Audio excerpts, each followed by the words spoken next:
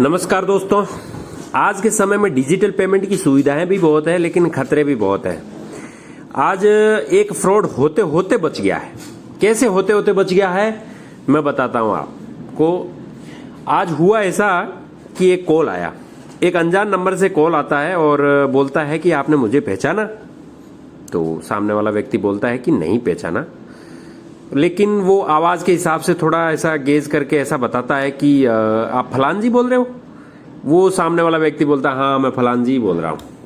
अब बातचीत पक्की हो गई, मतलब ये पहचान गए आपस में कि एक फलान जी बोल रहा है और ये इधर से ये भाई बोल रहा है। अब फलान जी क्या करता है, थोड़ी देर बात को घुमाता है और पूछता है कि आपके घर में कैसे हैं, ये है वो है, आप मतलब टाइम पास थोड़ी सी करता है।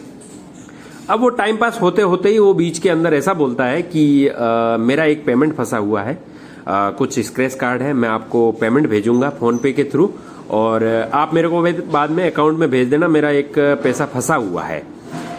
तो आगे वाला भी सोचता है कि ठीक है, इसका कहीं फंसा होगा तो यदि मेरे को भेजेगा तो फिर मैं इसको बाद में भेज दूंगा। तो सामने वाला व्यक्ति भी बोल देता है कि हाँ ठीक है, आप मेरे को अकाउंट में भेज दीजिए।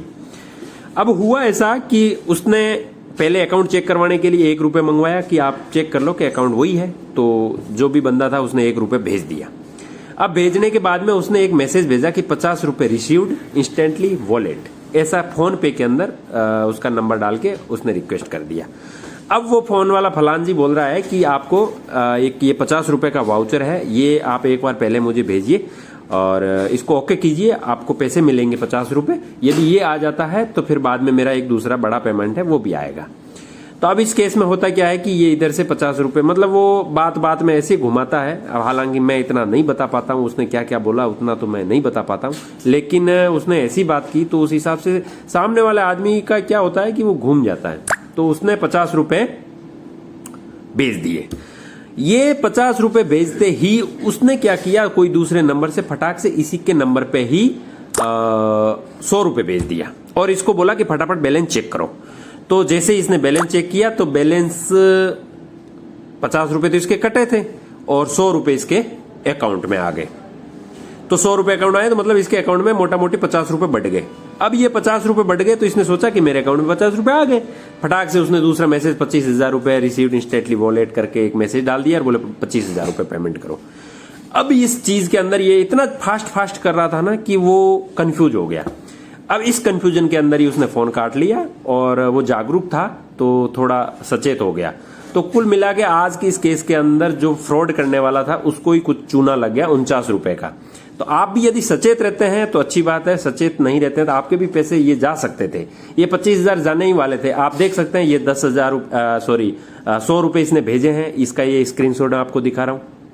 अब इसके बाद में इसने देखो ये इसका अकाउंट का स्टेटमेंट भी है, 1 रुपये पहले भेजा, फिर 50 रुपये भेजे और 100 रुपये इसके अकाउंट में आ गए, तो बैलेंस इसका बराबर हो गया। तो ये तो बच गया है, लेकिन ये सेम टू सेम आपके साथ भी हो सकता है।